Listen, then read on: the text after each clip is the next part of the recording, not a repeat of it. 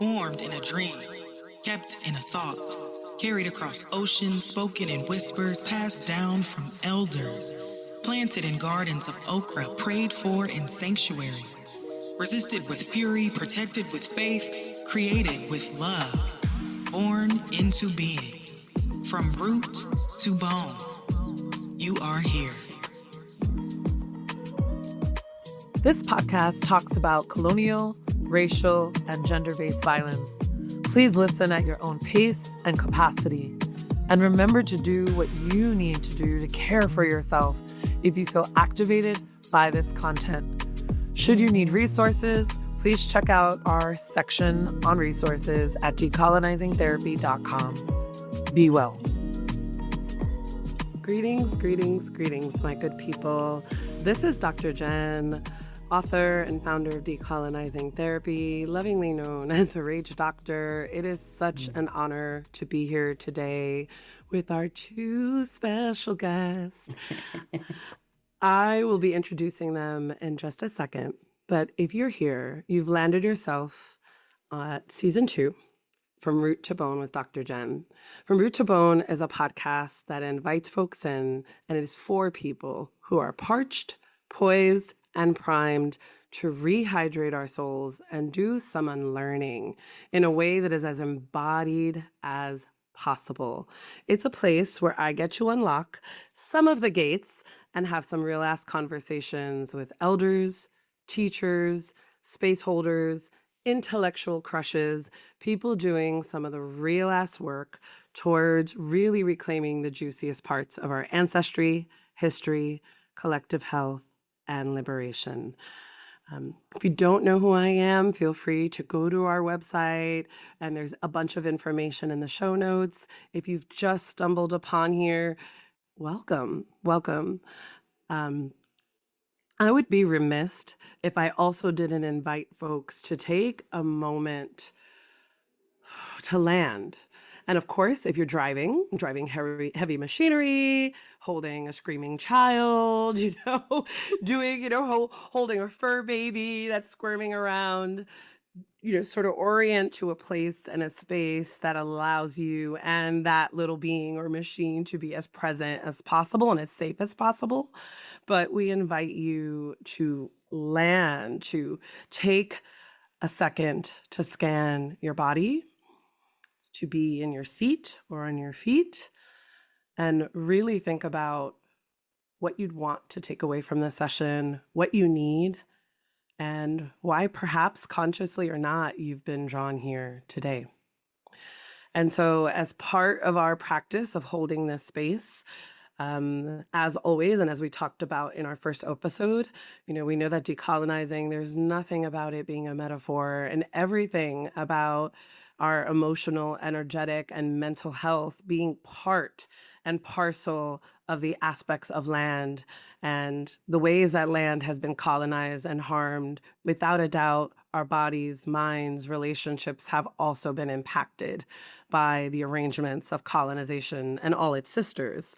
So with that, there's always a space to bring forth something to our sacred space, our altar. And as somebody who tends more than one altar, this is really a beautiful and important practice for me because it allows me to also tap in, center myself, and really connect with the excitement that I originally felt in inviting the guests and connecting with their work and how their work and their various embodied identities made me feel as well.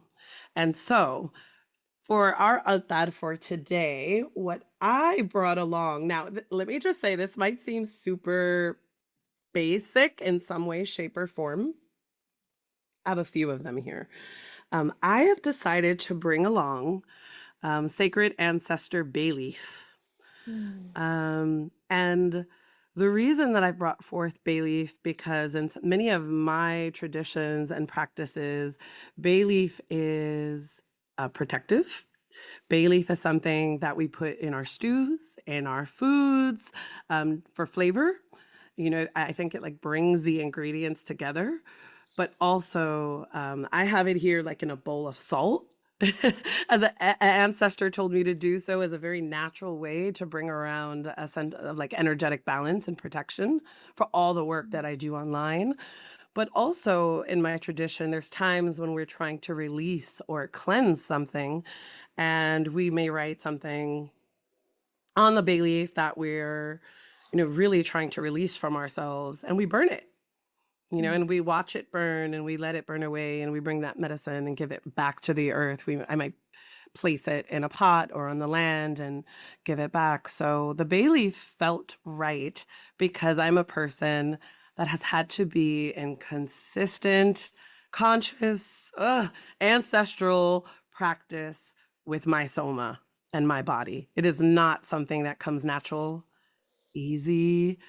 I can't say that it's something that I always enjoy, to be honest. It is really a constant practice. And over the years, I've come to realize how not only like my childhood and historical generational trauma have had a role in that, but also how the systems and the violence has had a role in removing me and some of my people, my mom, my dad, and others from their natural states in their bodies and feeling embodied in my body.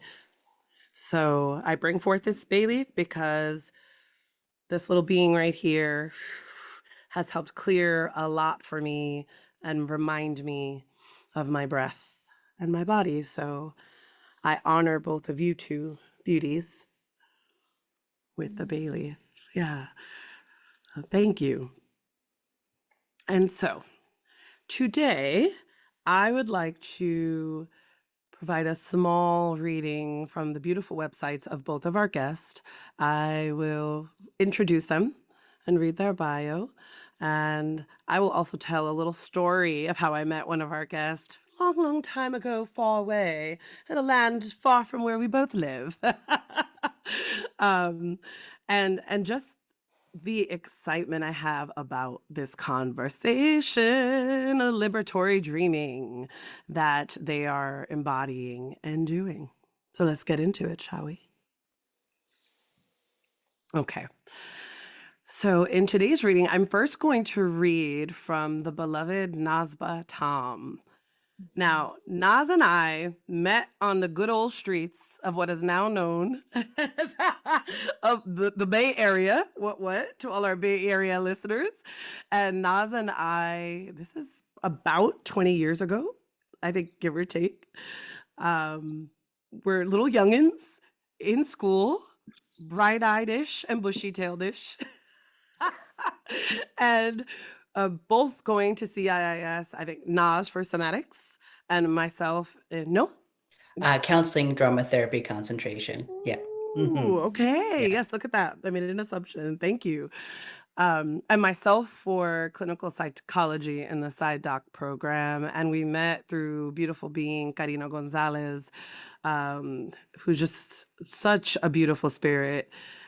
And in meeting Naz, I was immediately struck by the level of just absolute freaking brilliance and generosity and compassion, style as well, may I say.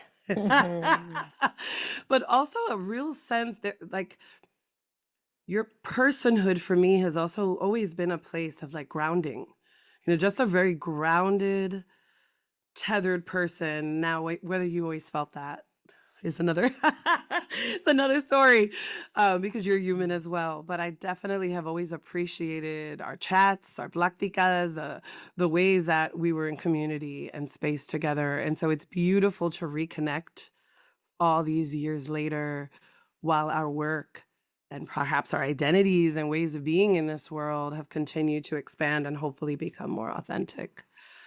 So thank you, Naz. And so Nazbah Tom, and this is from their website. From the spirit of a contemporary writer to a man who died 6 years before, I was born in 1979. Both generations hold a pulse on the death and destruction of our world, the unyielding nature of what we've been taught as ambition, and offer a moment for us to reflect inside their words, how to hold the hurt and let ourselves feel the rhythm of life again. Holding both the hurt and life is such a lovely contradiction and necessary skill for us to develop as a species. It reminds me of Octavia Butler writing about the great human contradiction of intelligence and hierarchy. Lilith Bruth, if we're not familiar. In spite of our intelligent nature, that would have us orient towards life-affirming practices.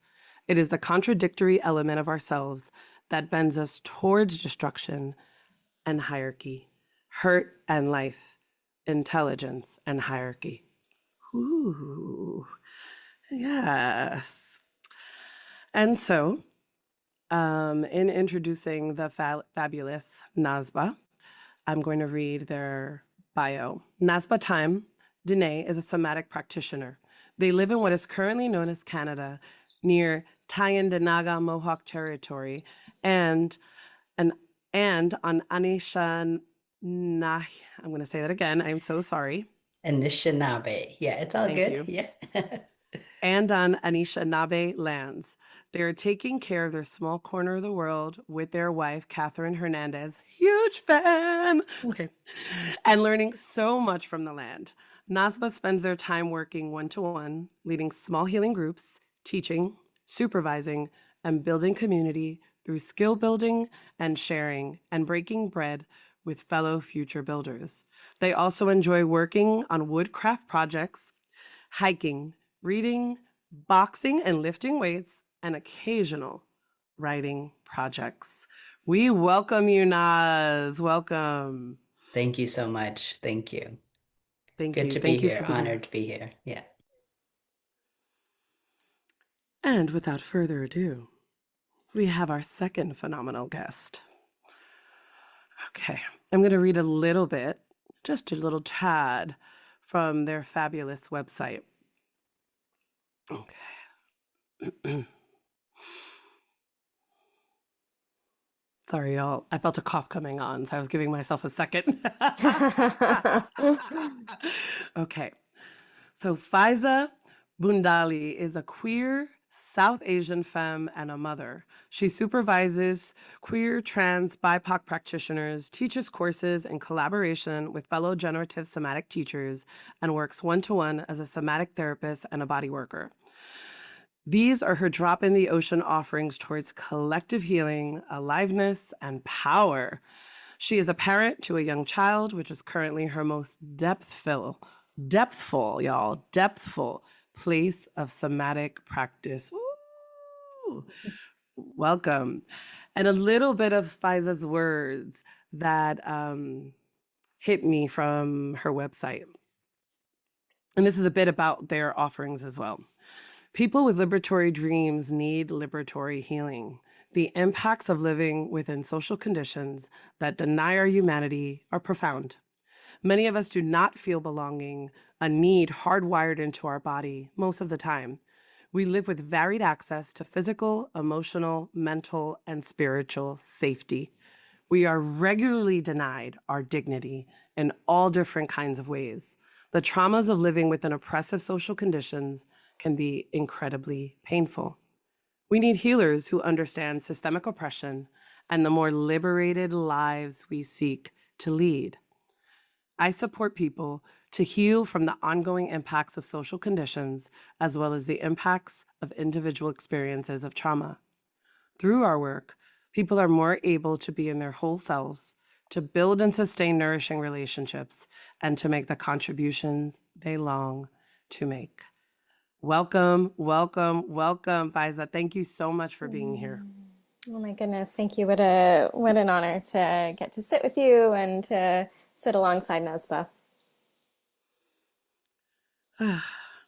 I wonder if y'all might like to share what you brought to our virtual container. Me? For the altar? For the altar? Yeah. Yeah. Okay, I brought a couple of things. I brought a candle, and I come from culture and tradition that did, when in prayer spaces, always had an element of fire. And then I also brought some straw flowers that I grew and dried, and This year, for the first time, I grew a medicinal garden, and I grew the straw flowers in the middle of the garden just as Mm. like beauty, and it Mm. had medicinal plants all around it. And I harvested some of them and dried them, and I've brought them for the altar today. Mm. Thank you. Thank you so much for that offering. Thank you.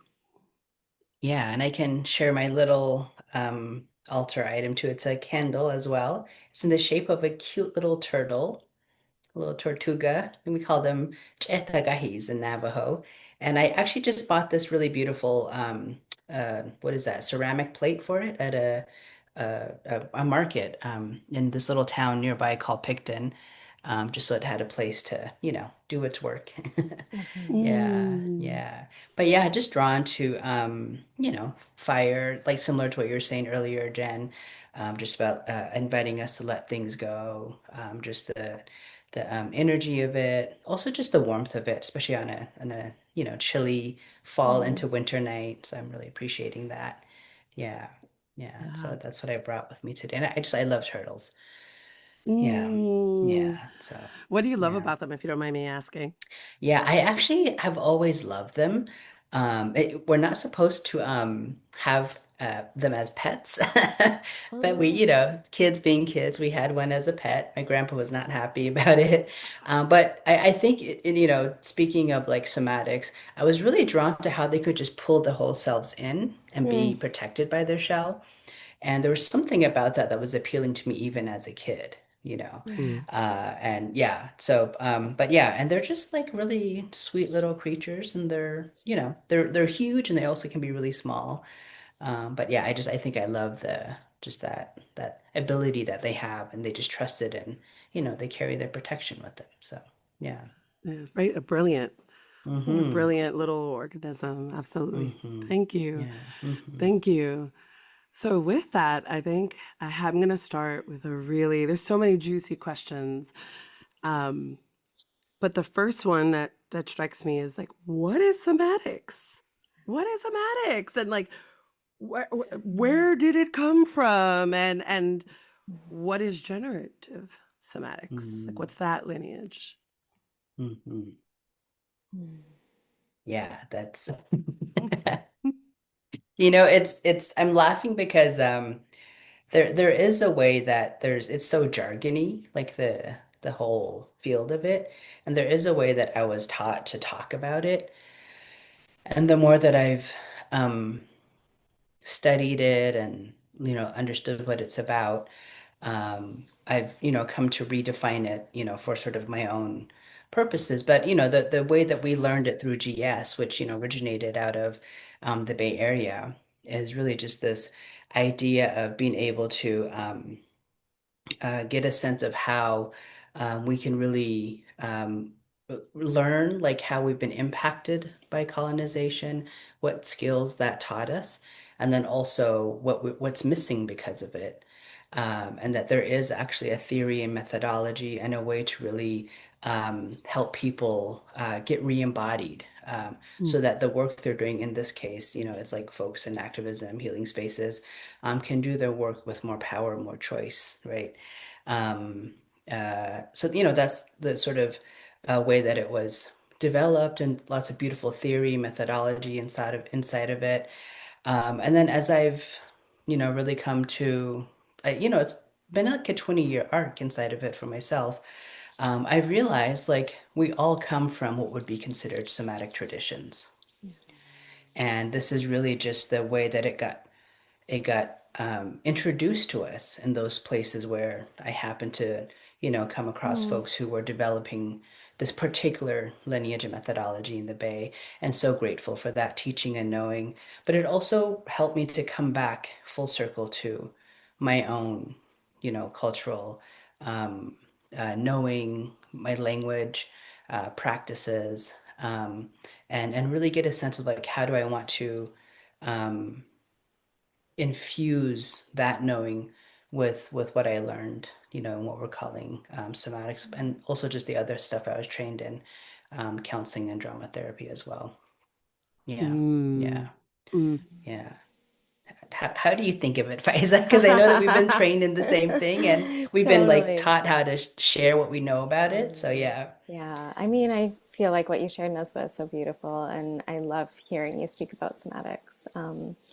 Mm, And I, I want to second what you said of all of our lineages have somatic practices. All of our lineages have like healing through touch, healing directly mm, to the body, healing through breath, healing through movement, that it belongs to all of us. You know, it may mm, have Hmm. come to Nazba and I.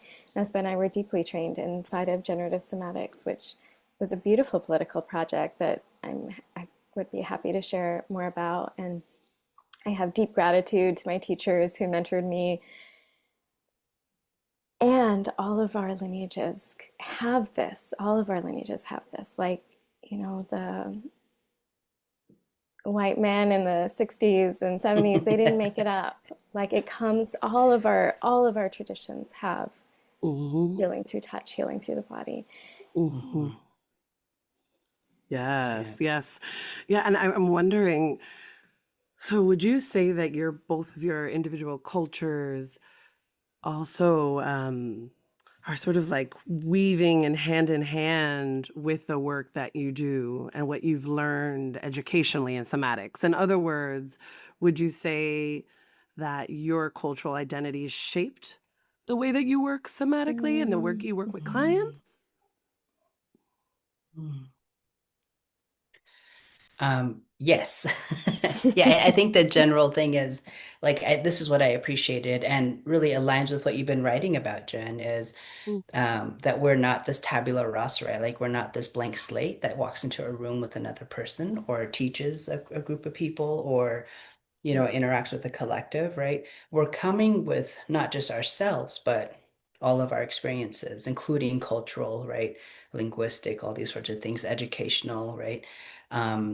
We talk about there's a shaping that we have inside of this lineage of somatics. And so, we can't help but bring all of those things with us. mm, And I think what I've been practicing and really being inside of is how to actually share my particular cultural, heritage, all the like mm, perspectives and principles in a way that is respectful, that is humble, that is within the um, what's allowed ethically, mm, mm, to not share specific uh, ceremonies, for example, but like what's the principle of it, right? That mm, we can then really help someone figure out how that makes sense for them. Yeah, because on some level, we all know ritual, we all know ceremony, we all know song and dance and collective practices and seasonal practices and all these things. And so, yeah, it makes sense that somatics was attractive to me. Um, mm, and also, I'm beginning to be more nuanced and strategic about how I incorporate and share that with folks. mm. It's Yeah. beautiful. That's beautiful. What about yourself, Liza? yeah, you know, our teachers were predominantly queer folks of color, and someone who mentored me in particular over the years was Sventa Kandawala, who's like a queer femme who lives with disability or chronic illness. And I feel so grateful that there was less translation for me than for other folks who I've heard take somatics program and learn from folks who reflected them less. So I feel like deeply grateful for that, for the teaching coming through the particular bodies of my teachers. Mm, Um, and then I think the piece that has been weaving its way back in as I find my own way of doing somatics is I was raised Muslim and I was raised very much in prayer space, and bringing spirit very explicitly back into the work has been mm, Yeah. a place where like my lineage, my culture is such a beautiful part of somatics that may be different from the lineage that I was taught, or maybe wasn't explicitly there, but is always there. mm, Mhm. mhm. Yeah. And I'm wondering for folks that might be listening that are like, okay, I'm sure it's broken down into people that have practiced or have teachers or practitioners. And then I imagine we have another group of folks that are like, oh, I'm intrigued. I heard about this or read about this, but my body, like, do I know this? Can I do this? And then other Uh-huh. folks that are like, wait, somatics? Wait, what is this? Wait, somatic? So, Mhm. so to Mm. honor all that width and breadth, that kaleidoscope of understanding of somatics, um, I wonder what might, and I'm sure this looks different for everyone. That's like someone saying, "What is a therapy session like?" Or "What is ancestral? What is an ancestral?" I know what I'm asking here. Yeah. I know what I'm Uh-huh. asking. Like what's an ancestral healing session Yeah. like? And it's like, Uh-huh. depends what comes Yeah. through. Yeah. But what might folks be able to expect, and do they have to be in person? And what might be even like an example for somebody to chew on in terms of how they can see their own identities and cultures, spirituality, ethnicities, religions, queerness, come into the space with somatics. I hope that makes sense. Mhm. Mhm. Mhm. Can you say that last bit? How might they, Yeah. with their religions and Yeah. ethnicities? Like, Hey, that's a great question. Like, yeah. I suppose I'm even wondering, how might they see themselves mirrored Oh, in the oh, work or Mhm. show up in the somatic work? I suppose is what my body really wants to ask. Like, what might be an example of what that could look like? How yeah. can they see themselves mirrored in the Yeah. somatic matrix? Is that a fair question? Mhm. Yeah, I didn't know if like Yeah. Yeah. Yeah. Mm. Do I you have could take a, something? yeah, Yeah. I Yeah. mean, I Yeah. could take a Yeah. go. Is like somatics is healing through the body, and like not the Mhm. body as a metaphor, the body as an idea, but like the actual body. And so, both Nazbah and I like straddle these roles of being practitioners, of being teachers, and also holding group spaces. And so I think that work would look different in different spaces. And a practitioner worth their salt, or like a practitioner who has an embodiment of somatic skill, will be with the whole self, including the body. And Hmm. we were taught a skill of somatic seeing, of like looking at the body and noticing armoring bands and where and how a person is holding, like what happens to their breath. Is their heart tucked back? Is it puffed out? Like Mhm. what's going on in their belly? And I think it becomes more energetic or more intuitive with practice. Like I think as an early practitioner, I'd be like, okay, what do I see? And like at this point, it's just like, oh, I feel this, I see this. Yeah. So I think that's how it Yes. could look. No, that's so helpful. And if you do, so I'm thinking as you were talking, it reminds me of like my early days of being a green therapist, Yeah. and like sort of, okay, well, what's the frame? What's the Mhm. constantly thinking about theory, or if like younger students are coming to me, they're like, am I thinking psychodynamically here? Are we doing an intervention in Mhm. CBT?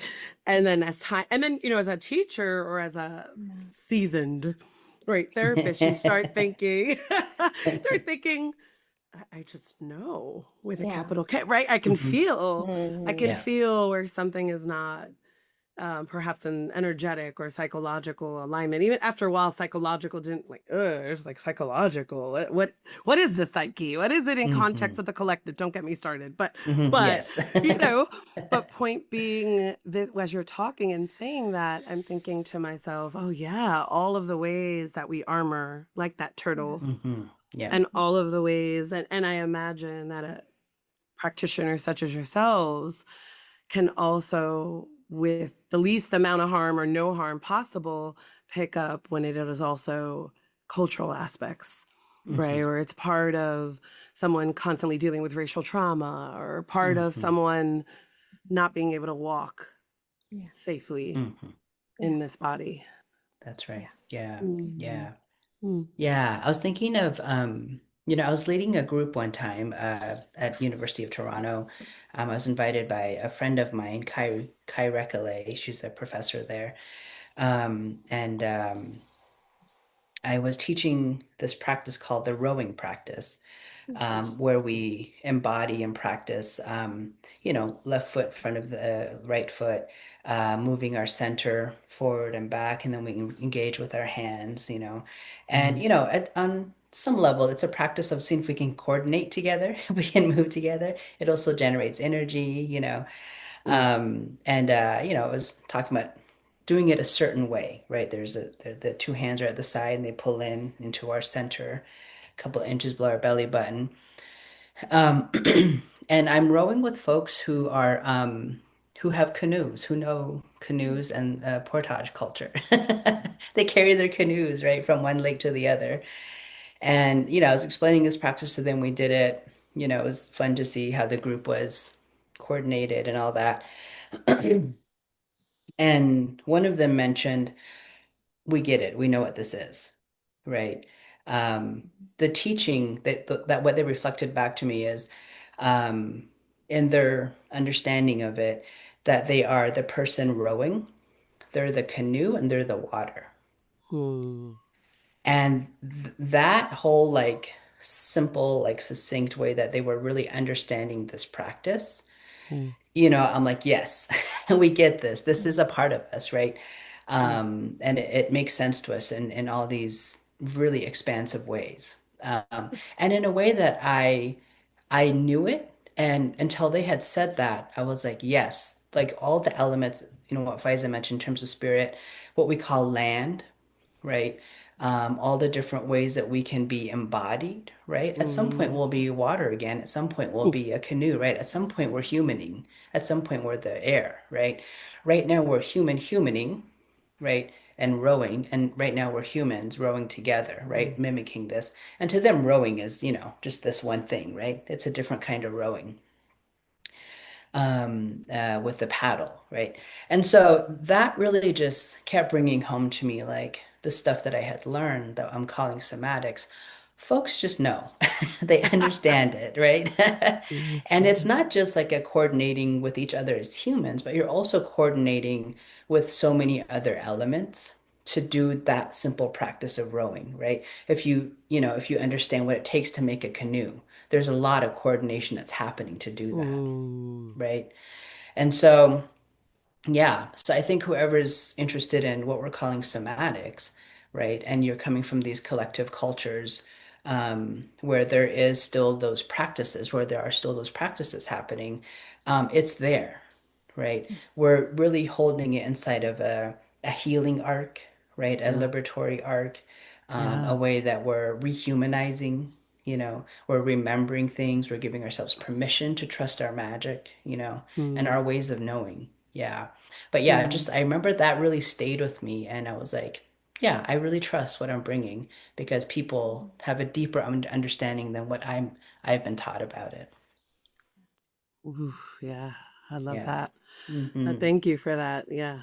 As I had like chills as you were talking and thinking about all the ways that, the people that we're working with, they know that Hmm. that knowing that medicine is there, that we're helping to sort of tap and listen in, I imagine, Hmm. in some Hmm. way. Yeah. And would you say for y'all that this concept of the nervous system plays a role Hmm. in what we understand to be somatics? And I suppose I have like a part B question in here. Um, what were your people's relationship to what we understand to be the nervous system and the body? I suppose this is more like specific to each of your embodied identities and cultures. Yeah. Mm.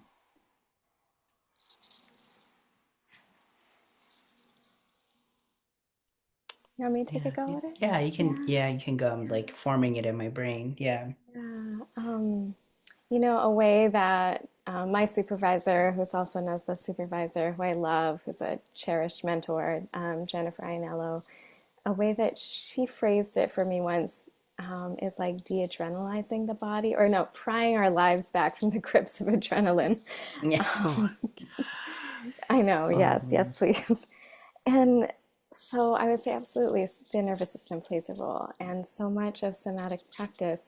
Jen, when I read your book over the past few weeks, I just really immersed myself in it and was like, this is what I'm doing. wow. I'm a I'm a mhm. parent, so it's like I Yeah. have an early morning moment, and what I did was I sat with your book, Yeah. and Yeah. something that I found in your book that I feel like is such a direct analogy to the somatics we were taught is that when you can really be with what is, Yeah. that's when it can open. Yeah. And what is possible on the other side of it, uh, um, like, is only knowable once we've really, really been with what is.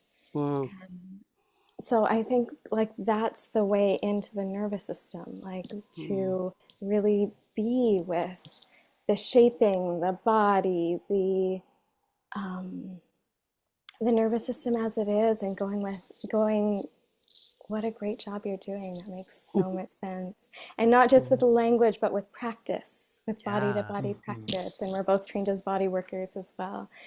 Um, so yeah, absolutely the nervous system, and really like accompanying the nervous system to prior lives back from the grips of adrenaline, Mhm. as Jennifer said. Yeah. Yeah, Yeah. like mine has claws. I think Yeah. mine has yeah, claws. Awesome. yeah. Yeah, awesome. I Yeah. know. That's Give it great. back. Oh, and you Yeah. asked a question about culture and like cultural lineage, and how that plays into somatics. And I think like colonialism takes so much, Mhm. and that I'm still in my learning. Like I studied yoga from like when I was a teenager until like a few years ago from like white women who never taught me. It was Mhm. like 30 years of yoga practice, and at this age in my life I'm like curious and learning, and like who can teach me, like what was there, what was the depth of what is there, and what my people knew. Ooh, Mhm. thank you for Mhm. that. Yeah. Yeah. Mhm. Yeah, I was thinking also not just like individual nervous systems, but there's also collective nervous Mm. systems, and I think you really write so well about that, Jen, in your book about just the collective impact, and how that's intergenerational, right? Like just the wisdom of our survival shapes, right? And what it got us here, right? We're here because of it, right? Because Yeah. of our ancestors and that wisdom and getting us here. But also it comes at a high cost, Mm, as we say. mhm, But yeah, like we're such brilliant, beings, and a lot of that for me has really just been coming back and remembering that and trusting that. An elder of mine once said, Mona Stonefish, she used to be a visiting elder at the Native American Health Center in Oakland. I remember one time she said, the only thing we have control over is our breaths. And I was like, yep, yeah. She just like broke it down. And so in saying that, mm, there's this practice of can I be with the aliveness that's here, however it's mm, presenting itself in a survival shape, in joy, right, whatever it is. Um, and as we get really good at doing that, it invites us to then be with others in their shapes as well. Humans and also other beings, right? mm. Because I think it really increases um, this level of feeling, sensing, and empathy that Mm. has us consider that we're not the only sentient creatures on Yes. this world. Yeah, yeah. Mm, yeah. Uh, I'm thinking as y'all are both dropping gems here, and I'm even feeling as you're speaking my breath and nervous system, my body, maybe my shape, starting to Hmm. like, oh, okay, I can calm a little bit, I can open, I'm becoming more conscious. And I Hmm. feel like that is one of the things that my highly Eurocentric training, as a therapist, did not teach me. It was like, oh, body is over there. Like, we Hmm. don't address it. We don't, like, you don't Hmm. touch it. You don't Yeah. talk, like, you can ask, well, how do you feel? Yeah. But But Oh, half the yeah. time we're not even like centered towards like, how about your shoulder? What does your shoulder want to say? Or like, how does Mm-hmm. your chest? Or Yeah. not even dropping into that, just like Mm-hmm. super intellectualized and heady. And I bring this in to just say that even in my 40s something, yeah, I'm 47, 48, 47, I think. And I have like 40, and I am now like being reintroduced to a Mm. whole other level of the way that I have created this like scaffolding to Mm. keep myself safe, air quotes, if you're not able to see Yeah. me, and this over intellectualizing and right, and then in some ways how that's become a little bit imprisoning and a little Mm-hmm. perfectionistic and Uh-huh. a little like over, oh, no wonder why my head hurts. Or I start noticing Mm-hmm. like over here it gets really tight, and it's like, wait, have I been trying to figure something out here in the head rather than dropping into my very strong, Mm. intuitive, knowing ass self? That's Yeah. right. That's I right. don't know if that brings up anything in y'all, but that's what comes up for me is this like the way also that these colonial educations, not all of us had them, but many of Mm-hmm. us, right? Like our Yeah. educations, how they've conditioned us Mm-hmm. Yeah. to also stay up here Yeah. and not in, yeah. That's Yeah. right. That's Yeah. right. Yeah, yeah. Yeah, I mean, I resonate so much with what you're saying, right? Like just I got really good at school. That's what I was like, lauded for, you know. Mm, But it also meant I was really in my head a lot. And, and one of my, resilience practices was also reading. So I read a lot too, right? So I was just in my head a lot. Um, yeah, and then it wasn't until college that I started counseling, and I was like, "Oh, there's a whole there's a whole self that carries my brain around, you know." And then that healing and learning and knowing got deeper, once I got introduced to somatics, and that was a whole other really deep level of healing and mm, unlearning and reconnecting with self. Yeah, yeah. So and yeah, I mean, there's a reason, right, for us to be in our heads, right? It's on purpose. It's a mm, it's a daily thing, and a part of the journey is really seeing how that is just a constant process.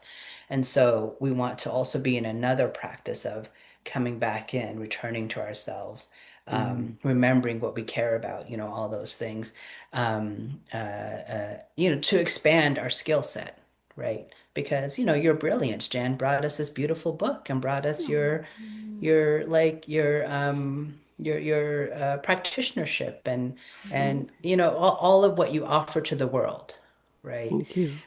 And then in addition to that, right, like you also, we all continue to just keep dropping into ourselves and to really feel for what else that can bring us as well. Yeah. Mm, Mm-hmm. thank you for that. Mm-hmm. Mhm. Mm-hmm. Mm, I don't feel like I'm at any kind of end point in my of like I'm in my body now. I feel like it's Yeah. lifelong journey, but the dominant overculture just teaches all of us to like be up here, you Mm-hmm. know. And sometimes, when I teach, I tell students like if I can get here to being to occupying this body, to like feeling this mm, body from the inside, if I can do this, like you can do this. mm, Like, I at the time that I started learning somatics, I was very chronically ill and being in the body was not comfortable at all and was not easy. Like it was so hard. I remember how hard it was. Like the centering practice was so Mm-hmm. hard. It would take me so long to try and get a felt sense on the inside. And I just actually mm, feel a lot of hope in like, oh, if I can get here, then all of us Yeah. can. Like that the way that our bodies do know the way and that our Mm-hmm. bodies can find the way back um, mm. in each other's company. It's not a solo journey. Yeah. It's a collective, held, accompanied, mentored journey. Yeah. Yeah, Mm. yeah. I love that. In so many ways, we mentor each other, That's right. right? Mm, That's Even right. through yeah. conflict in some way, shape, or Mm-hmm. form, Yeah. Yeah. love, being romantic, Mm-hmm. Yeah. all that Yeah. Yeah. parenting, Yeah. Mm-hmm. Yeah. you know, Mm-hmm. it's like a constant if we choose, I think, receiving of, there I am again. Oh, there it is. Okay. And here I am, and bringing forth, this stuff. I like to think, well, let me rewind. So in 2020, I sort of was forced out, air quotes, of working at a university because my body could not anymore. Loved loved my students and the work and the doing 80 things at once. And but I very quickly, even at the height of my air quotes self-care, right, doing all the right things, air quotes, really got sick. And no amount of sleep or time off could provide respite. And I didn't know much about my nervous system other than like understanding like parasympathetic and sympathetic, but it was highly still intellectualized. Like I didn't, like it wasn't in here. It was like all up here. And there was a point where it was offered like a voluntary severance at the end of 2020. And I had a beloved friend say, when would you be ready? Like, you're ready, this decolonize. My students had lovingly put me on Instagram. That was never the plan. I was like, I was like, how dare you? What? And they're like, Jen, my peer educators, right? Talk about group. That's what had me thinking. And, and they were like, listen, you feed us, you nourish, and you bring in like this intergenerational piece that we... like myself and them, we all grew up like in an inner city in Jersey City, New Jersey, which is North New Jersey.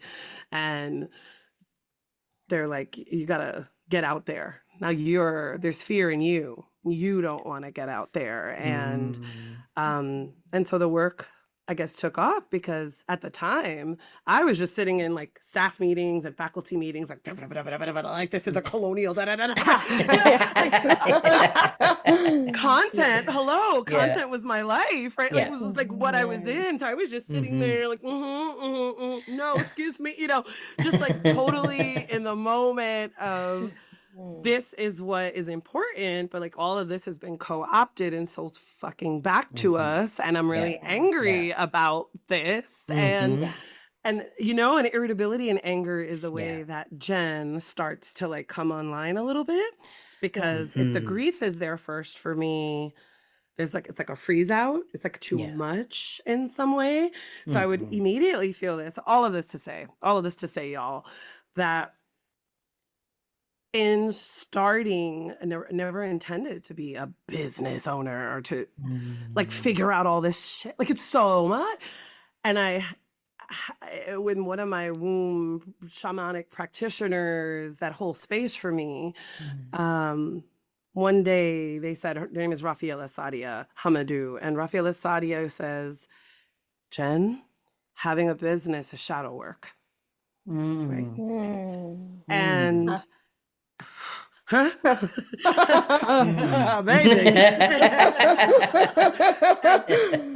And in that moment, my whole system did this. I don't know what the right language and but my whole system did this like laughing hysterically to then immediately sobbing intensely. And we were virtual, and I'm like on the floor, like, and she's speaking to me like, Jennifer, it's okay. She has a beautiful British accent. She's Ghanaian and beautiful. She's like, Jennifer, I'm with you. Yes, go. She's like guiding me and to like expelling, vomiting. Yeah. Like my body. And I was in the shame spiral of like, what's wrong? What happened? What's wrong? And I've held retreats where people were releasing and all different ways. But I thought, why did that one thing, like kind of like this pot just went from the pressure cooker? And she directed me to a lovely somatic practitioner, and who I didn't have to explain myself to, if you know what I mean. I could just walk in. And it wasn't this whole, just your childhood and you're this and you're that and you're, it's also like, what does your body want to tell you about this? That's right. And can we get back to it? So I wanted to share that with y'all because it felt like an example, like a personal example. And I I just wonder, yeah, what your thoughts are, or like, are there any also personal things that come up for you around any of that? Jen, when you shared that little bit about your body got sick in 2020, and that was one of the reasons one of your dear ones said, like, Jen, like, when are you going to be ready? It just makes me want to hear that story. Like, I just feel so much gratitude for my own body for making these U-turns of like, you're not doing this anymore. And I feel like illness is this like, um, inside of systems of ableism, it's so hard. And also, it's this impetus to like make a real quick turn. And I'm deeply grateful for Yeah. those moments in my own life. And so when I hear others share, like, oh, I had a moment like that, I'm always like, tell me, like, I want to be with you in Mm, that. I want to be together in Mhm. that. Mhm. Yeah. right? It's like, I also think about the ways that we're taught to stick to something. Mhm.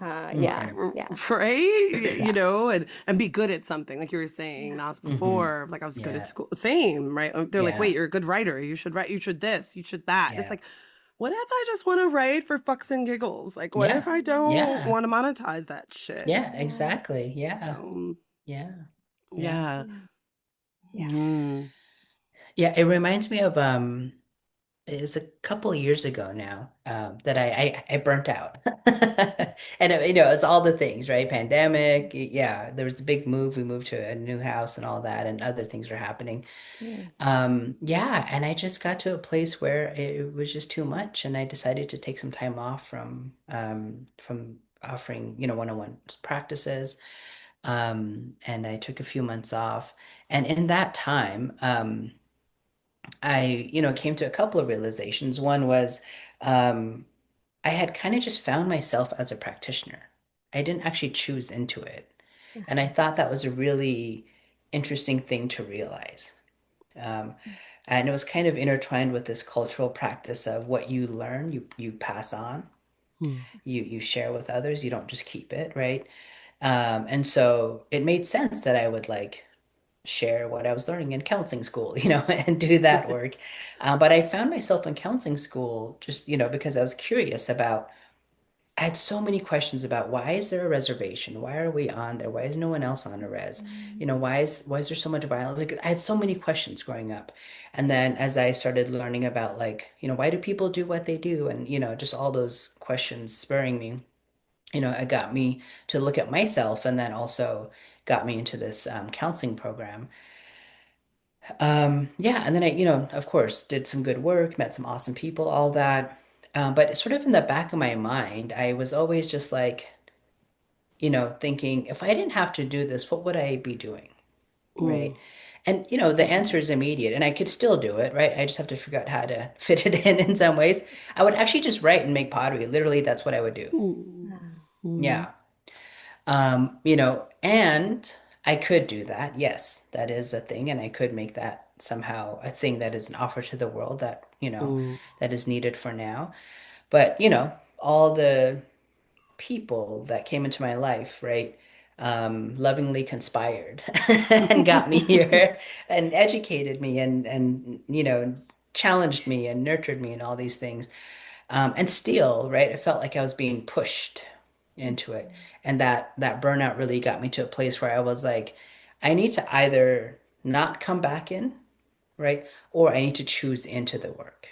And Mm. if I choose in, that will feel different. It'll feel at choice, agency with my power, with what I know, and also with an idea of what I want to do. Whereas before, I think so many of us, we take on a thing of knowing, we inherit some things, and we just pass it on, right? Mm.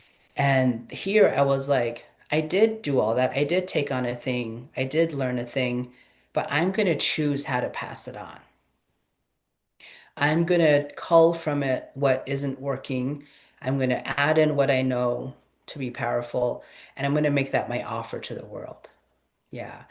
Yeah. And so coming back in with that perspective and that shift, It's terrifying, but also it's so compelling for me. And inside of that, then I'm co-creating such beautiful spaces like what we have, what Faiza and I are doing with other folks. But yeah, there is this way that I really had to come to a place of like, what does it mean when we burn out, right? And you talk about what it means inside of a capitalistic system, Jen. And what does it mean when we actually shape back what has shaped all of us so much, right? Mm, Um, mm. so yeah, there's been that space where, just feeling so disembodied, so lost, so rageful, all the things, Yeah. grieving over what could have, but then coming back being like, yes, and there's still something I can offer, and I'm going to make a choice about it. Um, Yeah. and just be in a practice of what that looks like each day. Hmm. Mhm. Yeah. Thank you both for that. As you're talking, one of my favorite things to ask practitioners is like, how do you care for yourselves? It must sound obvious, but it's not. And I don't want to assume, Yeah. like, what does true care, and feel free to be as like explicit as you'd want in terms of like energetically or psychologically, somatically, ancestral, like what are the ways that you care for yourself? Because, and the reason I'm asking this is slightly selfish, because Mm, this mm, concept of the burnout, and mhm, lately I've been really playing with this like soul dehydration, that the mm. energy, because that's going back to that story, which I didn't mean to do a Yeah. U-turn, but a real sitting Yeah. in a Yeah. Faiza, sitting in a hospital bed with dehydration. I'm like, Mm, dude, I'm telling the doctor, I drink a gallon of water a day. What are you talking Yeah. about? I was like, what are you Yeah. talking? I was so agitated. I was like, I have to go. I have somebody who really mm, needs to see me. Like, Yeah. girl, take yeah. Yeah. several seats, Mm, um, and this concept, and elders in 2 days came to sit with me, and they literally mm. like two of my elders like sat and Yeah. just looked at me. Yeah. That was even more emotional. I was like, Mm. I was out of myself. I'm like, please say something. And they're like, we are. And I'm like, Oh. oh, Ooh, you Oh, know, yeah. they until loved you. they loved me. Yes. Until Yeah. I just, just, and then I got it. Like I Hmm. body got it, not my head. Like I Yeah. got it. That's right. Yeah. And, this they were like, "When's the last time you played?" It's gonna make me emotional. You're Hmm. like, "When is the last time you've Yeah. had joy? When was the last Yeah. time you ate Hmm. fruit and thought, and let it Yeah. drip? When have you been?" They didn't say embody, but Mm, enjoy and embody. And I really think that that is like this piece of this soul dehydration thing. It's Hmm. like, mm. um, not just a burnout, not to minimize the burnout, but Yeah. No, no, it's yeah. like, like this piece of like what your people's waking, your people's sleeping, your lineage, like their ritual when they were not well, like what, Hmm. like remember, you've done, this. Like, so Yeah. what do you need to Hmm. return back to? And so that's why I'm asking, because I'm wondering like what are some of the ways for folks listening that are sitting here with tears streaming down their faces, you Oh. know, thinking Yeah. like I can't do this anymore, and yet I trained Mm. for this or studied for this or Mm. took all these exams and all this money. And so, what are some things that y'all do to get well on a consistent basis if you want to share? Yeah. Hmm. Yeah. Hmm. Yeah. Mm. Um, yeah, I mean, it's a whole range of things. And what I think I've learned over the years is it fluctuates day to day, even Mhm. morning to evening. And also what's available to you. And it's both an individual, like with another person or a group of friends or a collective practice. It's seasonal, like right now, I know, like back in my homelands, it's winter time, and that means it's winter storytelling time, and there's the Mm. winter ceremonies and the feasts, and all those things that are happening. Um, and so some version of that here, like making sure to get out when I, have the energy, and just to break bread with friends, Mm. to be to go for the hikes. My wife and I have been doing our morning walks again. It's Mm. been really nice just to walk and be just amused by all the farm animals on our walk here. There's a farm up here with cows, and the little baby cows are just so cute. And then there's a very mischievous goat that always escapes their pen, and that's our mascot. We're like, yeah, goat, do it. Yeah, and so we always look for the goat. But yeah, it's just beautiful just to walk and be in the crisp air. Um, and you mentioned earlier, like just I did a boxing workout earlier. I'm actually noticing today I'm having a low energy and a sad day, but I was like, I know I need to move it through my system somehow. And so I did the most lackluster boxing workout, but I still moved and I still imagined someone on the other side on the bag that I'm like, take that, Pete Hegseth, like I'm like, it helps, right, to get it Yeah. out. Uh, yeah, so movement, community, family, friends, alone time has been really Mm. helpful. Yeah, just it's Mm-hmm. really nice to just be with my own thoughts, not have to Mm-hmm. be attuned or attending to anyone or being attended to. I can kind of just let my tentacles in, as I say. Yeah, and lately, just because it's with all that's happening right in the world, Mm-hmm. and especially on a low energy sad day. I was mentioning earlier, we were in a meeting earlier, Faiza and I, that I feel like making a fire every day here and Mm. tending to it has been like me walking my dog.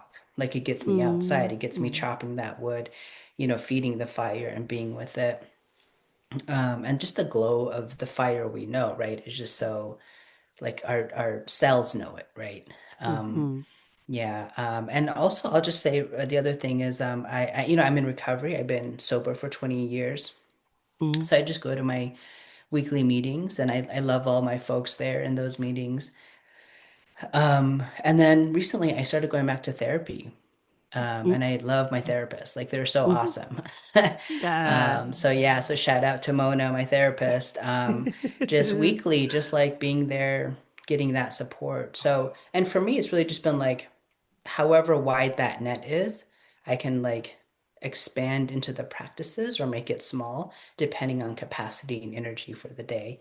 And the thing here I think is just it's practice. You just have to Mm. practice into it, especially when it's high stress, high pressure times.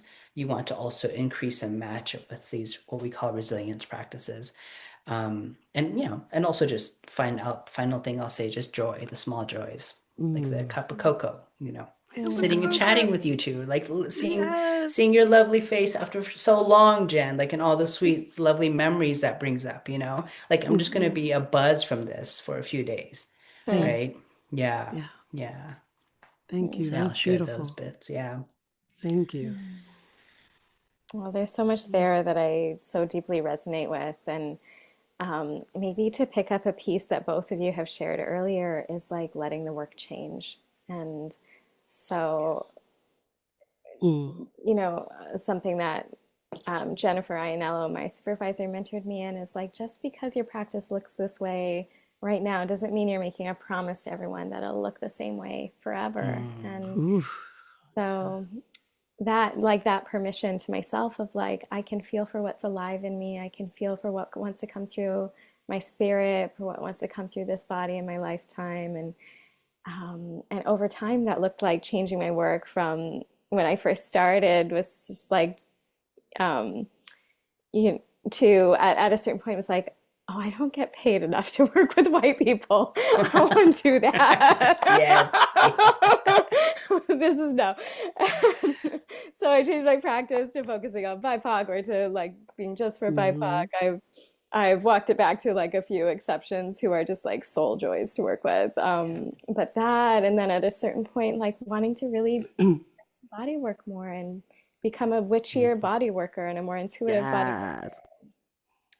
And then more recently, like shifting my practice down to make more room for teaching and to Mhm. allow space and time and energy in my life to be more in my teaching body. And I think letting my work change has like Mhm.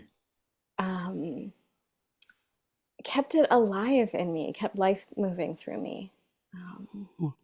Beautiful. so there's that. And then, as Nazbah said, like all of the things outside of somatics. And I've been taking courses with Dr. Jackie Wilkins, who is like a beautiful. Do you know her? Oh my It's one of my gosh. soul siblings. Yes. Dr. Jackie's amazing and their medicine is Yeah. amazing. Sorry. Yes. Sorry. Yes. Yes. Yeah. Yes. Exactly. So for Yes. the One of my last like, siblings. Mhm. oh, I'm so like thrilled and also not surprised to hear that. But I've been taking your courses for the last year and a half or so and just like letting myself be changed by life, like outside of the world of therapy, and letting myself be changed by plants and letting myself be changed by the ocean and Mm. changed by friends, like just having a wider life. Wider life. I love that. What is your, is it, if it's fair to even ask, Yeah, what no, is one sweetie. of your like dear heart faith plants or medicines right now? Oh, that's such a beautiful. I grew, so I took Dr. Jackie's course, Grow Your Own Medicine, this past spring and grew a medicine Mhm. garden for the first time. And one of the plants that I grew was calendula, and it's just this like generous sunshine, deeply healing plant that really taught me. Like, I feel like some of the other plants would give me a little more leverage, and calendula would be like, sit with me, build a relationship with me. Like, it was a little more Mm. boundary, but in this way of like, Mm. I'm going to teach you. Mm.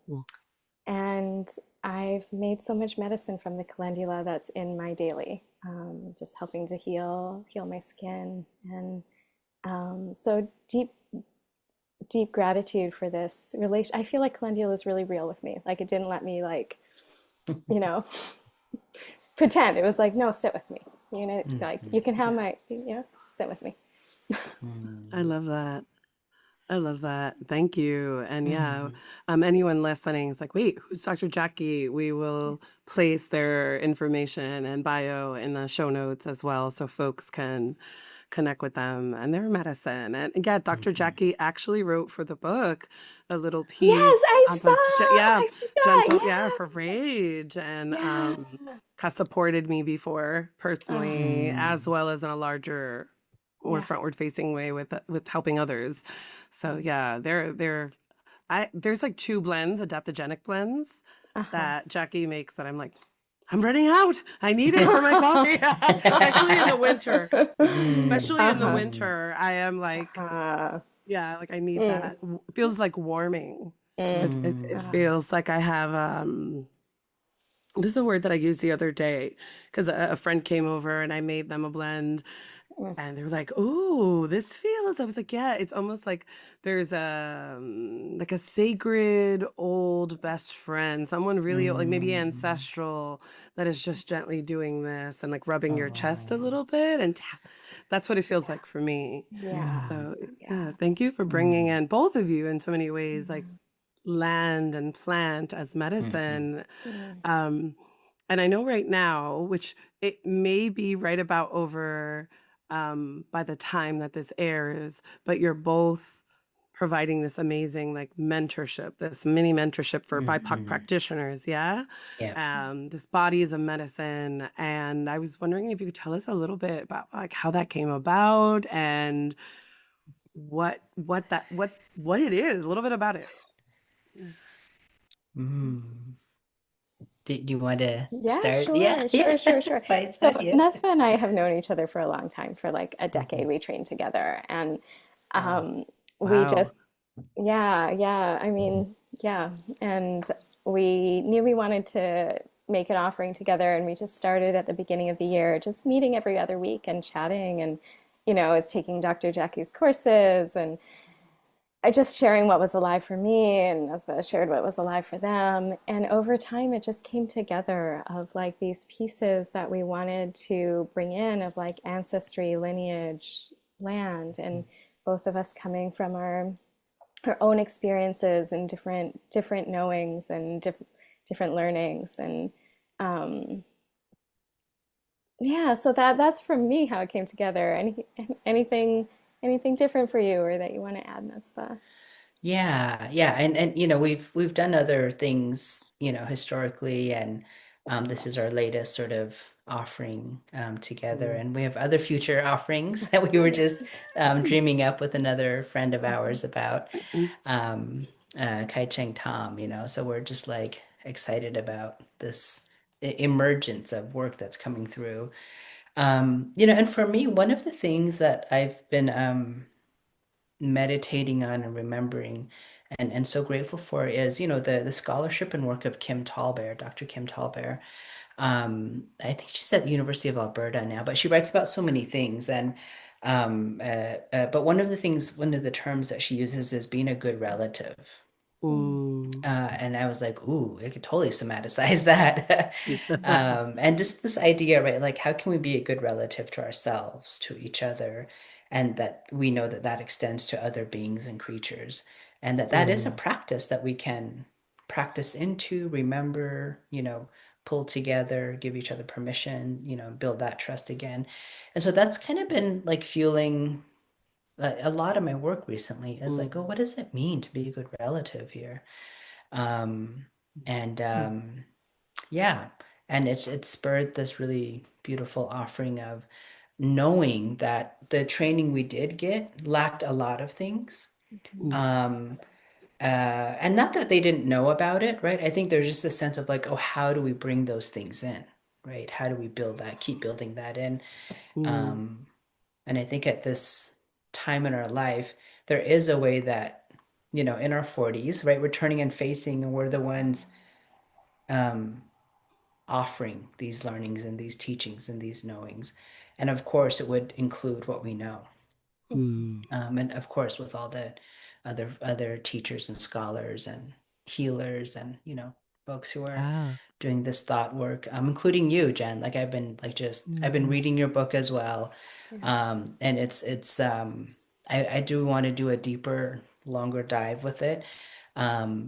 Just really feeling like we're in a wave here, and I really just want to, be inside of it in a very conscious, thoughtful, and loving way about it. Honored. Thank you. And as you're bringing up relatives, I keep thinking to myself, what do you see your both of you? What do you see yourselves? So like seed are you planting? Like what? And I'm sure there's many, but in this season, in this place, in this space, in this time, is there something in particular that you find yourself planting for these incoming, soon to be youngins for future generations? What do you want them to have?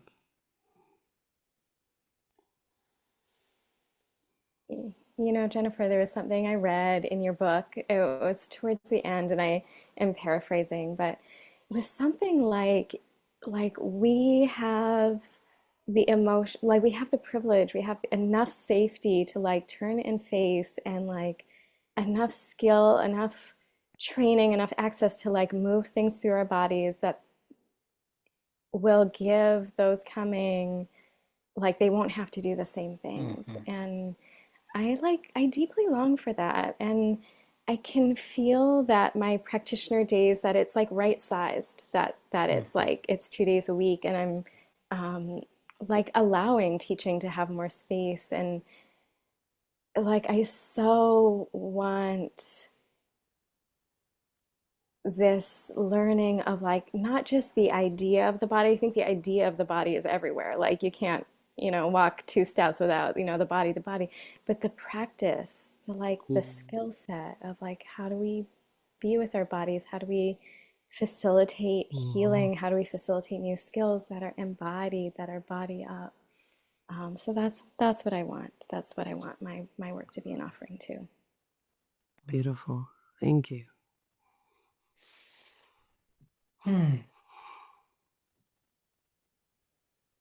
Yeah. A colleague of mine once mentioned, the work that we're doing here, all of us, that it's in a way like it's a preservation of life. Um, and and I think there is a way that I really want folks to really understand just what that means, right? Like how to be a guardian and how to accompany your breath, how to befriend it and to really trust its wisdom and its knowing, the aliveness and our spirit and our life force that's within us. Mm. And to know that the more that we do that, um, it in turn really allows for life to flourish other places. And it also, I think, is inviting us back into this broader call that we're calling for, which is like land back, right? It's Yeah. like land back here first, right? Land back here first, take care of this land, be a good relative here. Uh, and that we just know means that we're going to come back to a relationality with other non-human beings Mhm. that, you know, that will carry us really far into the future. Um, and I can see that. I see that we're beginning to do that. I see that in your writing. I see that in the work that Faiza and I are offering. You know, I see it in just the ways that folks are making different offerings, right? Yeah, and we're magical creatures, right? Like I want Yeah. us to really trust the how magical and powerful and wise we are, right? And also Yes. mischievous and fun, you know, like all those things. Yeah. Yes. Yeah. Right. We need the fun, That's right. That's right? right. And to keep it like the boxing. Oh yeah. Boxing and kickboxing have saved Yes. me so much Yeah. over and over. And Mhm, mhm, there's always a point for me somewhere within the practice. I haven't done it in a bit. I'm healing from a fractured shoulder, mm. but when I was, my favorite was like backhand hook, backhand hook. Like Yeah. I really can like get into it. And there's something about the repetition Mhm, that really does it for me. And if something needs to come up, it will. I will sometimes start crying. mhm, You know, Yeah. even if mhm. I'm in a group of Yeah. people, I'm just like hot tears, Yeah, and there's yeah. something there that comes out. I think it's like seriously like acknowledged and Mhm, utilized, mhm. you Mm-hmm. know, in a really contained way. I so Okay, so people have been ask a lot of questions about rage rooms, right? Yeah. Uh-huh. Because this Mhm. is the thing. So my take on it, part of my little slight beef with rage rooms. Feel free to disagree, you know. But part of my beef with it, my problem with it, is that there is like no aftercare, Ah, mhm, Ah, you know, mhm. and there is no. I'm really big on like if there's going to be a release. I don't think that rage is always big, and Yeah. but if you're breaking shit and you know screaming and whatever, usually there Yeah. is a lot that comes up. Mhm. And as someone who's done and facilitated many rage retreats over the years, really watching how the body and rage are Mhm. uh-huh. like Yeah. best. It's there. They Yeah. together. Like Yeah. Yeah. there's rage is embodied, and I noticed when your body's a medicine, there's like a rage and grief Yeah. piece, and I was like, yes, yeah, you know, Yeah. I was like, yes, and I slammed the chair, no, you know. In solidarity. Oh Yeah. my God. Yeah. Yeah. So, well, I want to hear a little bit about like that and like what are y'all's thoughts related to somatics and rage and grief? And as my little side, loving snarkiness and my like PSA to people doing rage rooms, this aftercare piece, like even if it's set up and make sure you call a good friend afterwards Mhm. or like That's wrap right. yourself up like a burrito and lay Yeah. there and you Yeah. know or Yeah. rock back and forth something like what is going Mhm. to be the soothing action and all the possible needs you may have. So yeah, what are your thoughts about all that? Mhm. Mhm. Yeah. I mean, yeah, rage rooms, like makes sense, right? That folks are attracted to it and want to express, you know, Mhm. and be in that. And you know, and I think how I'm beginning to understand it is really just how much of all of us are we threading into that physical act? Mm. Because it is a physical and there's also an emotional thing, right? But sometimes we probably notice that those two things are so separate inside of us. Like we're quick to cry, but we're not feeling the sadness, for example, right? So Yes. how do we practice rebuilding that muscle, giving ourselves permission to do that, and then building our tolerance for that amount of power and aliveness in our bodies, and also knowing that it is connected to, as we all know here, both our individual experience, family, but also communal and ancestral, right? Like there are so many threads through it, and to really um, invite ourselves to over time build that relationality with it and to give it permission to live in our bodies again, because all of our bodies can hold these really big emotions. Mm. And I think how we've been modeled them is someone gets hurt or we hurt ourselves, or it gets criminalized or pathologized or all these other ways that it gets shut down, it's gendered, right? And so inside of our group, we did a lot of just, giving sort of a framing for it, but also just this like small ways that we can really build from like tearing pieces of paper to throwing pillows on the ground. And then there's other ways that you can really, be in a practice of rage, whether it's on the table and doing body work, right? Really moving the big muscles to engage, to do that kind of thing. But there's a way that it's like in the service of something that you're running the rage through. And Mm. then also you're bringing as much of you as possible through that. And really, it's almost like relinking that whole chain, um, relearning how that lives in the body and giving it permission to just come back through, Mm. and trusting that you will like recoagulate, if you will, afterwards. But I also understand the whole, like, there is a way that you need to inspire it, increase it, have the apex, really feel the decrease and then the closing of it. Like really just relearning that whole cycle and then the aftercare, whatever that looks like. But Mm. usually once you open it, right, it opens other things too, grief, all the other emotions that follow it. So there might be also needing to be time for that as well. Yeah. Yeah. Or, as you were saying earlier, maybe there's vomiting, maybe there's laughing, maybe there's, there's other ways that we open up, right? We laugh, we can, perspire, we have shivers. Mm-hmm. Like there's so many ways it comes through. Mm-hmm. So, yeah. That's great. Yeah. Faiza, Yeah. if you want to, yeah. Yeah, yeah. So we did, it was yesterday was the day that we Hmm. did Grief and Rage. And I just want to uplift what a beautiful practitioner Nazbah is. Like, Hmm. truly, yeah, so beautiful. And Nazbah led us through the rage piece and really titrated it one step at a time with that, like, really being with what is, like, feel it in your body and let it tight, like, feel what tightens and let it tighten a little more Mm. and let that go. And just like one little step at a time, and then take it on again and let it come through your hands in ripping this paper and let it go. And then take it on again and pick up a fabric and let it come through more of your body Hmm. and let it Wow. go. And then take it on again and let it happen, let it move, and using again more of your body. And the slamming a pillow on the floor, I led that piece because it's Yeah. like a joy of my life is to let anger and rage. It like really saves my life in my relationships Yeah. that I have Yeah. this practice. Yeah.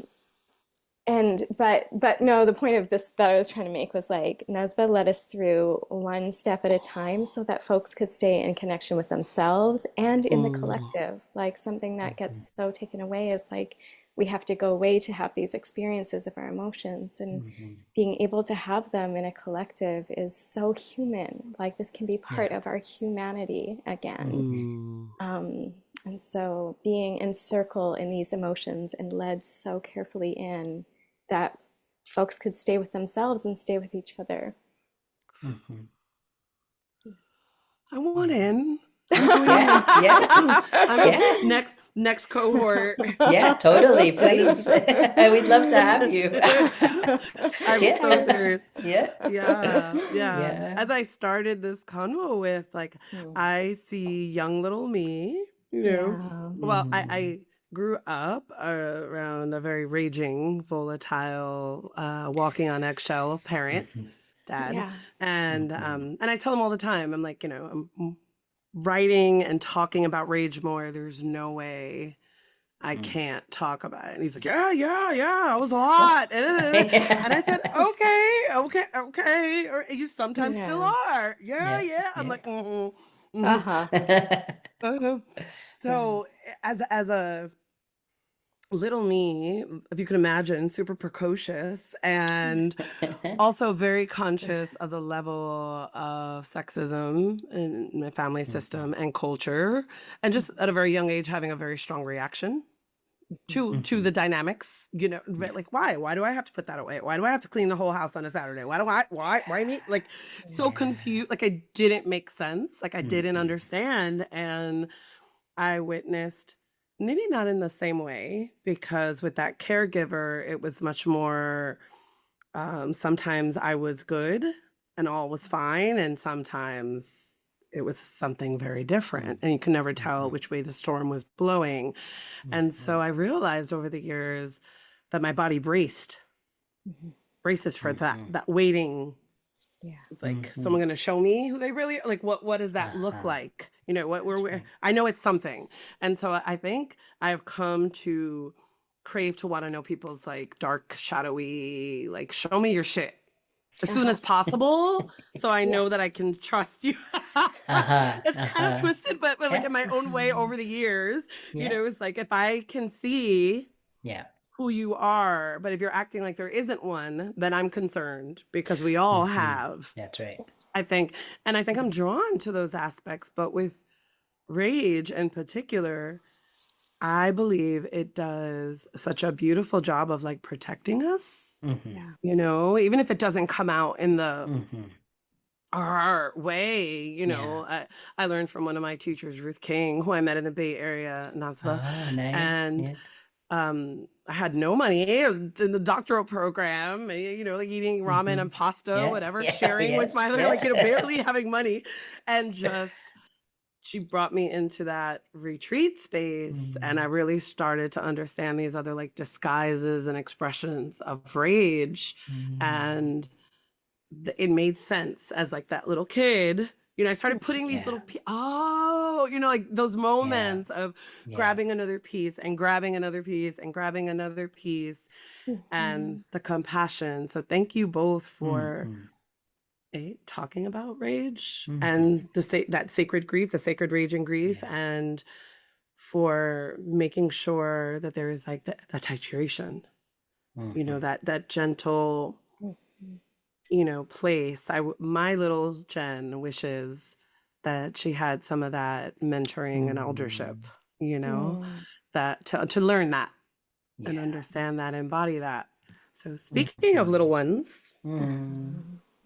Mhm.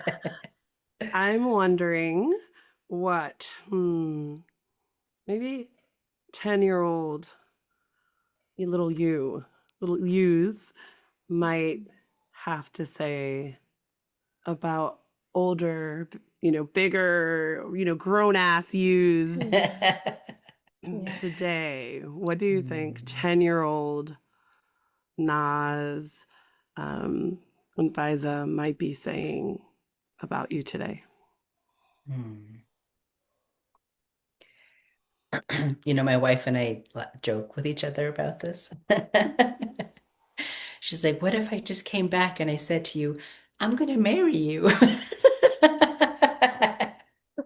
Yeah, like we laugh about it, and I'd be like, "What? Huh? I get to marry? I get to have a wife?" Yeah. But yeah, uh, I would think that I would be a little bit like mischievous. I'd be like, "Man, you're old." Because when you're 10, you think anyone over 20 is old, right? Because I remember talking with my Word. cousin and being like, "Wow, when we're 20, we're going to be so old and we'll have like money and all these things," right? Just whatever your idea of what adulthood is. But I think yeah, that's the thing is like, oh, you get to be the person that you know yourself to be. That right now, whether you know it or not, you just know you can't be. Yeah. Yeah. Ooh, Mm. Hmm. what Yeah. relief. Hmm. Oh yeah. It's a long journey, but yeah, here we are.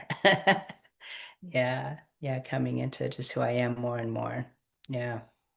Hmm. So Yeah, and a glad. part of that has really just been like that sort of claiming and stepping into practitionership, right? A Cool. part of that also was like, oh, I'm actually going to just step here into what is, currently known as transness, right? Like this trans Mhm. identity. Like, we have our names for it in my culture, but I'm just like, oh yeah, I'm not like male or female. I'm just something more than that, right? Mm. And we know that that multiplicity of genders is a reality. So I'm like, yeah, I just get to be that, and that is okay. Hmm. Little 10-year-old me would have been like, whoa. They would have been like, that's awesome. So yeah. Mm. Hmm. Oh, that's so beautiful. I love getting this little glimpse into 10-year-old Nazbah. Yeah, I resonate so much with what you said, Nazbah, of like I feel like 10-year-old me would just love me, and Hmm. that the parts that were disallowed in her, like anger, pleasure, that those parts are like parts of life that I get to move towards and that I get to have, and like I'm an adult now, and so I I feel like 10-year-old me, I think 10-year-old me would love me, would still love to know that like, oh, this is where it goes. Hmm. Yeah. Yes. Mm. Thank you. Hmm. Thank you both. Seriously. Hmm. I've been really looking forward to this conversation, and I think there's something even just like energetically about having you Hmm. both on, and Hmm. I think there is a rewiring happening. Whether I don't know if you're Mm. aware of that, you Yes. probably are. Yeah. I feel Yeah. the like Yeah. connection, the field, the Oh circle yeah. we're in. I Yeah. feel Yeah. it. Oh yeah. Yeah. Yeah. Yeah, yeah, and I would deeply believe that some of us come through to like literally, just humor me Hmm. for a second. Like Yeah. work Haha. on the field and the energy and places and Mm. spaces, Mm. whether or not we're aware of it, or like maybe there's a part of us. Yeah. But I think that both of you, for me, have just given me some gifts that I can't even really put into words right now Mhm. in just this conversation. And I have no doubt that people listening, I almost forgot that we're doing a podcast together. Yeah. Yeah. Likewise. Yeah. We're just catching up, We're just hanging out, talking. Yeah, Yeah. Yeah. Yeah. yeah, that's the hope. Yeah, Yeah. we're Hmm. just here doing it. Yeah. So thank you. I know I can go on. I suppose one of my second to last questions is there something that, given that there's so much that folks are holding, well, I Hmm. Hmm. mean, it always has been, right? And Yeah. there's always been a way that our bodies and our relationships with one another and everything around us we've managed to not only survive, but fucking Hmm. evolve, thrive, transform, Hmm. alchemize in so many ways. And I'm wondering if you could invite like every space holder, therapist, caregiver to do one thing for their body or in their body this week, what would that be? And of course, that might change next Hmm. week or the week after, but this week, if Yeah. there is a small practice that you would invite them to do that they have access to generally, what might that be? Hmm. Hmm.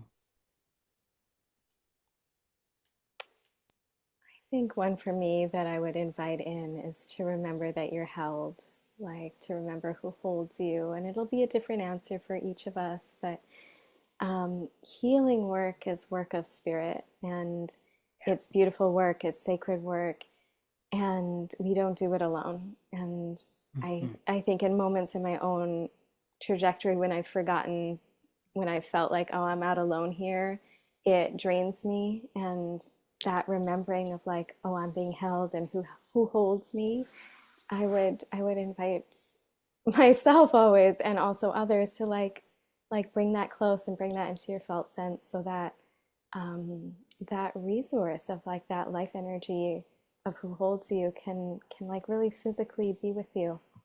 Hmm. Ooh, thank Hmm. you. Yeah. Hmm. Yeah.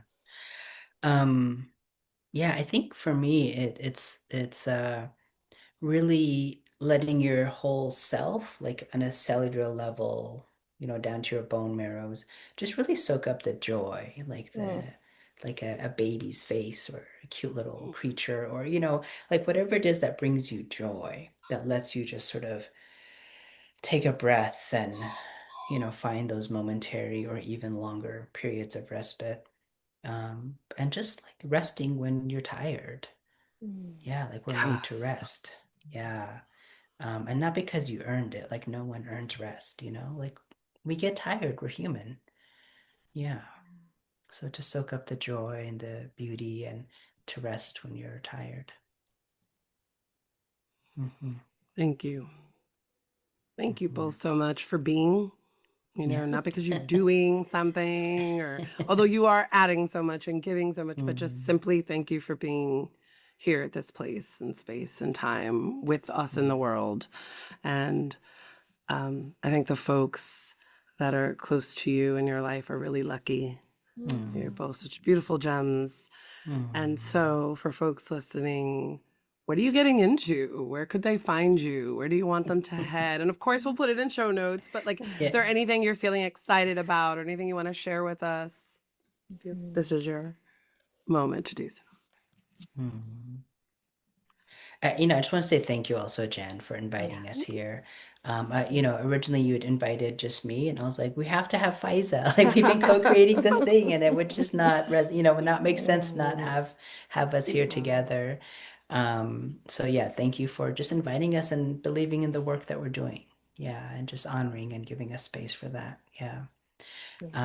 If folks want to follow me, I have a public Instagram page, Somatics with Nazbah, I think is what it's called. And then, I'm on Facebook also. So if folks want to follow me there, you're welcome to. Just want to echo that gratitude of it's been such a pleasure to sit with you both. Like it's always a pleasure, Nazbah and Jen, to sit with you also and to feel the deep history of you both knowing each other and to be invited to sit with you. It's a pleasure. On Instagram, I'm under This is Fayza, and we're cooking up some ideas of teaching we want to get into next year, and that will be one place we announce it, and the other is on our websites, which for both of us is our names, and I'm sure you'll put it in show notes. Beautiful. Thank you. And it was truly a pleasure meeting you, Fayza. And I'm so glad that Nazbah's like, wait. And I'm like, yes, let's go. Let's do it. And I love the synergy between y'all as well, and the presence and even the pacing. And I don't know if that's a thing, but it's just there and alive between you both. So thank you. Thank you for taking the time out of these soon to be, or are we in winter? Not quite. Are we in winter? I don't know. I never know. Yeah. I'm like, whose seasons? Who's created? Wait, I know exactly. Well, I know our moon was in October, so that's when we know it's winter time. Yeah. So in my culture, at least, we're there. Yeah. Okay. So thank you for coming forth during this chilly season. I know you can be with your loved ones, and so thank you for being here and giving it forward, and for being these like good relatives and ancestors now to honor your words. And I always like to remind us all, this is something that like an old mentor would always say to me, like we're never again going to be in this place, in this space, with these people, this energy ever again. So thank you. Thank you for this moment, and thank you for your presence and work in the world. From Root to Bone is a podcast from Decolonizing Therapy. It is hosted by me, Dr. Jen Mullan. Our producer is Tribble at Ash Tribble Incorporated. Original music by Laura Burke, and cover art by Madre Shell. Don't forget to find us on Instagram at Decolonizing Therapy, and subscribe to our YouTube channel, Decolonizing Therapy, for the full video version of each episode. If you enjoyed this episode, please share it with your people and leave us a 5-star rating wherever you listen to podcasts. That helps people find us. For more info about Decolonizing Therapy, visit our website, www.decolonizingtherapy.com. Be well.